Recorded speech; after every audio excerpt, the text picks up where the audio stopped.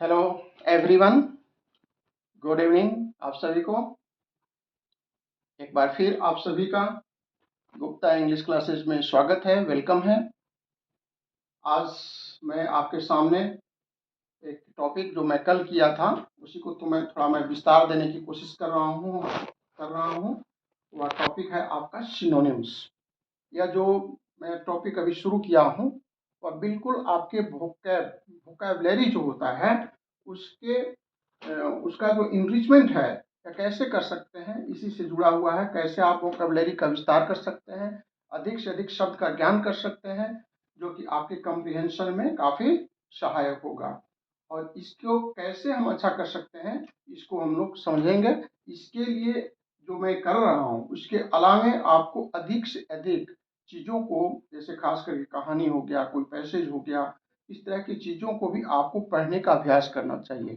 जो भी कोई भी रीडिंग करने का अधिक से अधिक जो पुस्तकें आपके पास उपलब्ध हों, कोई नीचे क्लास का भी हो सकता है, 4, 5, 6, 7, कोई भी कहानी उठा लीजिए, उसको पढ़ने की आदत डालिए। यह जो पढ़ने की जो हैबिट है वह आपको बहुत ही माने अच्छा रिवार्डिंग काम करेगा, बहुत ही महत्वपूर्ण चीज़ है। और इससे आपका जो सामान्य ज्ञान तो बढ़ेगा ही, साथ ही साथ आपका जो अंग्रेजी का जो शब्द है उसके जो मीनिंग है उसको भी आपका विस्तार होगा, आपको उसको समझने में आसानी होगी। चलिए अब हम लोग इसको शुरू करते हैं सिनोनिम्स के बारे में। तो इसके बारे में हम लोग आज जानेंगे। सबसे पहले मैंने एक शब्द लिया है जिसका नाम है हर्डल। यह कई बार परीक्षाओं में आ चुका है और इसका जो विकल्प है, इसके विकल्प हमने 4 रखे हैं और उसको हम लोग देखेंगे। इसका मिलता जुलता माने सिनोनिम्स जो है कौन हो सकता है। इसके लिए आपको इसके चारों जो अर्थ हैं उसको समझने की कोशिश करते हैं। इसके बाद खुद आप निर्णय कर पाएंगे कि इसका मीनिंग ये होगा, इसका समानार्थक शब्द ये होगा। राइट। तो हर्डल, हर्डल क्या होता है? हर्डल कोई बाधा होती है। जो काम आप करना शुरू करते हैं उसमें कई बाधाएं आती हैं, कई मुश्किलें आती हैं, कई समस्याएं आती हैं, इसी को तो हर्डल कहते हैं। ठीक है। तो इस हर्डल को कैसे हम दूर करेंगे, है ना, इसका भी समाधान है और इसी के प्रयास में हम लोग लगे हुए। अपनी जो परीक्षाओं में जो हमारी मुश्किलें आती हैं उस हर्डल को हम कैसे दूर करेंगे, और इसी के लिए हमने अभी कार्यक्रम को शुरू किया है। ओके। तो ये आपका हर्डल, हर्डल का मतलब जो बाधक है, बाधाएं हैं, उसको हम लोग हर्डल कहते हैं। राइट। इसका जो ऑप्शन है वह है ओपनिंग। ओपनिंग आप जानते हैं कि ओपनिंग का मतलब किसी चीज का शुरुआत करने से होता है। आप बताएं बाधक का शुरुआत से क्या लेना देना है? कुछ नहीं। तो ये आपका ऑप्शन होने से रहा। राइट। इसको हम नहीं करेंगे। नंबर 2, यह है आपका एडवांटेज। एडवांटेज क्या? एडवांटेज का मतलब होता है लाभ। कोई भी आप काम करते हैं तो आप उसके फायदे भी हो सकते हैं, कुछ नुकसान भी हो सकते हैं। ठीक है। तो ये एडवांटेज का मतलब आपका नफा हो गया, लाभ हो गया, है ना, इसका पॉजिटिव पॉइंट हुआ। तो ये भी होने से रहा, ये भी आपका नहीं होगा। राइट। चलिए अब हम लोग देखते हैं ऑब्स्ट्रक्शन। राइट। यह एक बाधक है, जो भी काम करते हैं उसमें बाधा उत्पन्न करने वाला। इसका synonym having the same meaning आपका जो आता है वह ऑब्स्ट्रक्शन है। राइट। यह आपका ऑप्शन हो सकता है। और इसको देख लें एक्सीलरेटर। एक्सीलरेटर क्या होता है?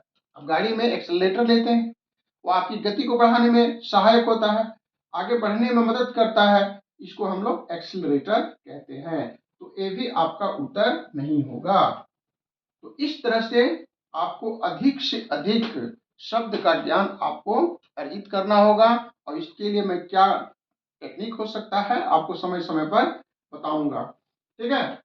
चलिए अब इसके बाद आपके साथ एक नया वर्ड है, वह है पैरिटी, समानता, क्लोजनेस, है ना। तो इस तरह से हो गया पैरिटी, आपका क्लोजनेस है, निकटता, उसके बिल्कुल करीब, उसके समान, एक तरह का क्लोजनेस। और यह हो गया आपका, तो ये आपका क्लोजनेस हो गया, बहुत नजदीकी, निकटता। इसका मतलब होता है, इसका मतलब होता है इनइक्वालिटी। ठीक है। अगर क्वालिटी में इन को हटा दिया जाए तो क्या बनेगा बताइए? क्वालिटी में से इन को अगर हटा दिया जाए तो आपका बन जाता है क्वालिटी, समानता। ठीक है, तो इन इसमें उपसर्ग लग गया, प्रीफिक्स लग गया, इससे इसका निगेटिव मीनिंग निकलता है असमानता। राइट, इससे इसका मतलब जो है क्या निकलता है, असमानता। क्योंकि इसमें इन प्रीफिक्स लग गया, इसलिए उसका मतलब जो है बिल्कुल बदल गया। Disproportion, right, disproportion. तो कैसे शब्द बनता है, इसको भी आप देखें। कुछ देर के लिए आप डिश को बंद कर दीजिए। मैं कुछ यहाँ पर जो प्री लगा हुआ है डिश, इसको हटा दीजिए। प्रोपोर्शन, आप मैथ में प्रोपोर्शन रेशियो का हिसाब पढ़ते हैं, तो प्रोपोर्शन क्या होता है, एक हिसाब होता है, समान अनुपात होता है। जब वह अनुपात सही नहीं होता तब उसमें हम डिश लगाते हैं। डिस लगाने से उसका निगेटिव अर्थ निकलता है। ठीक है, डिस्प्रोपोर्शन, जो अनुपात में समान नहीं है। तो इस तरह से आपका डिस्प्रोपोर्शन है इसका मतलब, और ये आपका डिफरेंस है। डिफरेंस का मतलब अंतर। किसी चीज में, दो समान वस्तु में या अधिक चीजों में जो डिफरेंसेस होते हैं, अंतर होते हैं, इसको हम लोग डिफरेंस कहते हैं। राइट, तो अभी इसका जो सबसे हमारा नजदीकी जो कांटे का आ गया, वह आपका है क्लोजनेस। इसको आप लोग टिक मार देंगे और इस तरह से ये आपका आंसर हो जाएगा, या इसका समानार्थक शब्द हो गया। हाँ, आप में से आप लोगों को ये भी बताना चाहता हूं कि आप अधिक से अधिक इन वाक्यों, इन शब्दों का आप वाक्य बनाने का भी कोशिश करेंगे। कैसे इसको हम वाक्य में इस्तेमाल कर सकते हैं, प्रयोग कर सकते हैं, क्योंकि शब्द अपने आप में कुछ नहीं होता जब तक हम उसको सेंटेंस में यथासाध्य, मैं ज़्यादा आज नहीं करूँगा, बहुत ही सीमित रूप से आप इनको आपको बताने की कोशिश करूँगा ताकि उसको आप ठीक से ग्रहण कर सकें। चलिए अब आगे हम लोग एक और लेते हैं, पेनशिप। ठीक है, पेनशिप। पेनशिप, पेनशिप क्या होता है भाई? पेनशिप का मतलब बिल्कुल गंभीर, गंभीर मुद्रा, है ना, एकदम थॉटफुल, एकदम इस तरह का है आपका पेनशिप को बतलाता है। इसका मतलब इग्नोरेंट, इग्नोरेंट, इग्नोरेंट का मतलब जिसके पास नॉलेज नहीं है, अज्ञानी है, इग्नोरेंट है, या अनभिज्ञ है। किसी बार किसी चीज के बारे में आपने अनभिज्ञता प्रकट कर दी, आप उसके बारे में कुछ नहीं जानते हैं, तो आई एम इग्नोरेंट। राइट, तो इस तरह से इसका, इससे इसका कोई मेल नहीं है, इसलिए आपका ये उत्तर नहीं होगा। राइट, अब हम लोग देखेंगे नेग्लिजेंट। नेग्लिजेंट जिसको आप दरकिनार कर सकते हैं, जिसकी उपेक्षा कर सकते हैं, इसका मतलब ये निकलता है नेग्लिजेंट। चलिए अब हो गया थॉटफुल। थॉट का मतलब बिल्कुल चिंतन विचार करने के लायक, थॉटफुल, है ना, थॉटफुल। और ये हो गया शैलो, बिल्कुल हल्के ढंग से, छिछले ढंग से जिसको हम लेते हैं। तो इस तरह से पेंसिव का मतलब बिल्कुल गंभीर मुद्रा में विचार जो करने लायक है, चिंतन करने के लायक जो है, उसको हम लोग थॉटफुल कह सकते हैं। इस तरह से इसका ऑप्शन आपका 3 हो गया, थॉटफुल, पेंसिव, थॉटफुल। क्योंकि अन्य जो हमारे पास 3 अक्षर, इन 3 शब्द हैं, वे इससे मेल नहीं खाते हैं। राइट, चलिए अब एक और शब्द है, इसको देखेंगे और इसका हम लोग आए दिन बहुत प्रयोग करते हैं, फ्रेल। फ्रेल का मतलब क्या हो सकता है? बहुत डेलिकेट, नाजुक जो चीज होता है ना, वीक हो सकता है, उसको हम लोग फ्रेल कहते हैं। राइट, अब इसकी फ्रेल को, नाजुक चीज को, डेलिकेसी को जो प्रकट करता है, उसको मतलब को हम लोग यहाँ पर निकालने की कोशिश करेंगे। फर्म, फर्म क्या होता है? दृढ़, मजबूत। ठीक है, फर्म। फ्रेजाइल, फ्रेजाइल क्या होता है? फ्रेजाइल का मतलब वीकनेस होता है, कमजोरी होता है, कमजोर होना होता है। तो यहां से तो कुछ निकल रहा है मतलब। चलिए और आगे देख लेते हैं। इसका एंटोनिम्स हो गया, ऑपोजिट हो गया। यहां मैंने आपको कमजोर, डेलिकेट इस तरह की बात बोला था, इसका यहाँ पर उल्टा मतलब निकल रहा है। ठीक है, तो ये भी आपका नहीं होगा, ये भी नहीं होगा। और हैवी, हैवी क्या होता है? भारी, भारी का उल्टा लाइट होता है। कोई सामान बहुत भारी है, बैग इज वेरी हैवी, है ना, but my pen is light. Okay, तो इस तरह से आपको उसके समानार्थक शब्द को भी जानना है, सिनोनिम को जानना है, और साथ साथ we must try to find the opposite word also. तो हेवी यहाँ पर क्या हो गया, भारी। तो भारी से इसका कोई मतलब लेना देना नहीं है, इसलिए आपका फ्रेजाइल इसका आपका नंबर 2 का आंसर कंप्लीट हो गया। चलिए, और एक शब्द है हमारे पास एमिनेंट। मैं आपको एक सेंटेंस बना के बताता हूं।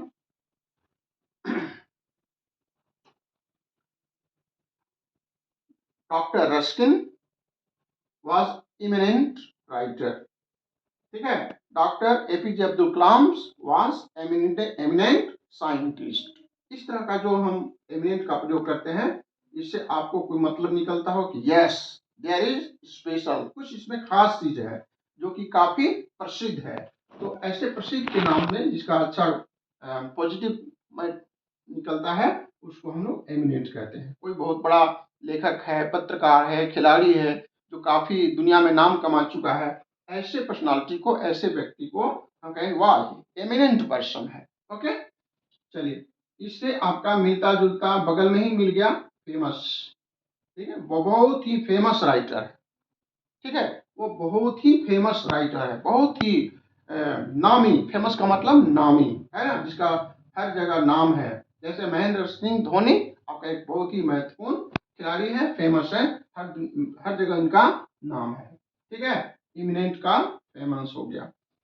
तो ये आपका ये पहले ही मिल गया, इसलिए इसका आंसर है। लेकिन इसके और जो विकल्प है उसको हम लोग थोड़ा सा देखने का प्रयत्न करेंगे। इनसिग्निफिकेंट। इनसिग्निफिकेंट क्या होता है, जिसका कोई महत्व नहीं है, अमहत्वपूर्ण चीज जो होता है इनसिग्निफिकेंट। इनसिग्निफिकेंट, इसका हमारे लिए कोई मतलब नहीं, कोई अर्थ नहीं है, कोई महत्व नहीं है, इसको हम इनसिग्निफिकेंट कहेंगे। ब्लैंड। ब्लैंड का मतलब होता है जो कि चीज बहुत ही माइल्ड है, सॉफ्ट है, मुलायम है, ऐसे चीज को हम लोग ब्लैंड कहेंगे। और टिपिकल का मतलब होता है ऑर्डिनरी, सामान्य, जो कि एक औसत दर्जे से कम है, उसको हम लोग टिपिकल के रूप में जानते हैं। तो इस तरह से आज हमने आपको सिनोनिम्स, अभी इसका तो और बहुत विस्तार होगा, और आगे आने वाले दिनों में कहानी के माध्यम से, पैसेज के माध्यम से, और भी दूसरे तरीके से आपके जो वोकैब है उसके इनरिचमेंट के लिए हम आगे और काम करते रहेंगे। और बहुत ही कम दिनों में आप लोग देखेंगे अपने आप में एक बहुत ही परिवर्तन का एहसास महसूस करेंगे, और इस तरह से आपका सिनोनिम्स जो है आपका मजबूत हो जाएगा। इसके आपके वोकैब जो है काफी बढ़ जाएंगे, है ना। इस तरह से आप भी इस पर ध्यान दें, जो भी आप यहाँ पर लिखे हैं उसको आप लोग ध्यान से इसको मंथन करेंगे, विचार करेंगे, बार बार पढ़ेंगे, बार बार वीडियो को देखेंगे, जिससे कि आपका दिमाग पर उसकी छवि जो है बिल्कुल बन जाए, और परीक्षा में आप अच्छा से अच्छा कर सके। बस आपका जो प्यार मिल रहा है, बस उसी आप लोग कंटिन्यू कीजिए लगातार। लाइक शेयर जो बनता है उसको आप करने से नहीं हिचकेंगे, और अधिक से अधिक बहुत कम समय में आपका जो सहयोग मिल रहा है, हम तो बहुत आह्लादित हैं। और इसे आप लोग और कंटिन्यू कीजिए, ताकि हमारा हौसला और बना रहे, और आपको मैं अच्छा से अच्छा वीडियो आपके सामने प्रस्तुत करूंगा। बस आज के इतना ही। Thank you, God bless you.